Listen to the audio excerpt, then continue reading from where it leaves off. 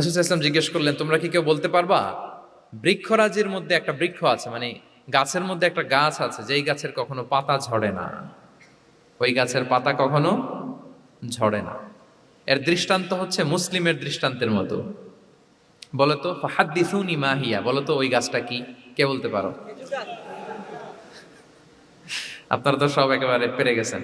তো সাহাবারা ওই দিন কেউ বলতে পারেন নাই, কারণ কি জানেন? একে তো আমরা জানি হাদিস স্টাডি করার কারণে, হাদিস স্টাডি না করলে তো আমরা বলতে পারতাম না, আমাদের দেশে তো খেজুর গাছ অত হয় না। তো ওনারা কেউ বলতে পারে না, এর কারণ হচ্ছে তারা ভাবছিল প্রশ্ন যেহেতু করছে এটা যেন তেন প্রশ্ন, এটা কঠিন কোনো গাছের একটা নাম বলতে হবে।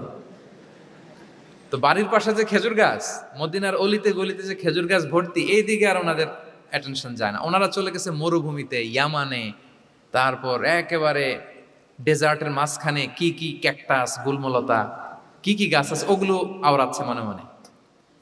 ভাবতেছে যে খেজুর গাছের কথা তো রাসূল সাল্লাল্লাহু আলাইহি ওয়াসাল্লাম আমাদের জিজ্ঞেস করার কথা না, এ তো আমাদের গাছ, বাড়ির পাশের গাছ। তো কেউই আর বলতে পারে নাই। এরপর রাসূল সাল্লাল্লাহু আলাইহি ওয়াসাল্লাম যখন দেখলেন সবাই অপারগ, রাসূল সাল্লাল্লাহু আলাইহি ওয়াসাল্লাম বললেন, ইন্নাহা আন-নাখলা, এটা হচ্ছে খেজুর গাছ, ডেট প্লান্ট। তো আব্দুল্লাহ ইবনে ওমর রাদিয়াল্লাহু তাআলা আনহু বাড়িতে যাওয়ার পরে ওমরে ফারুককে তার বাবাকে বললেন যে, বাবা, আজকে যে রাসূল সাল্লাল্লাহু আলাইহি ওয়াসাল্লাম প্রশ্ন ছুড়ে দিলেন, আপনারা যে কেউ পারলেন না, উত্তরটা কিন্তু আমি পারতাম।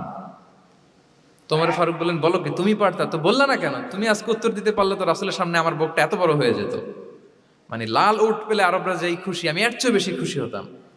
তখন উনি বললেন যে, আপনি পারতেছেন না, অন্যান্য বয়স্ক সাহাবারা পারতেছে না, মুরব্বীরা কেউ যেহেতু বলে নাই, আমি বিনয়ের খাতিরে উত্তরটা দেই নাই, কিন্তু আমি জানতাম যে এটা খেজুর গাছ। তাহলে দেখেন রাসূল সাল্লাল্লাহু আলাইহি ওয়াসাল্লাম অ্যাটেনশনটাকে ড্র করার জন্য প্রশ্ন ছুড়ে দিতেন।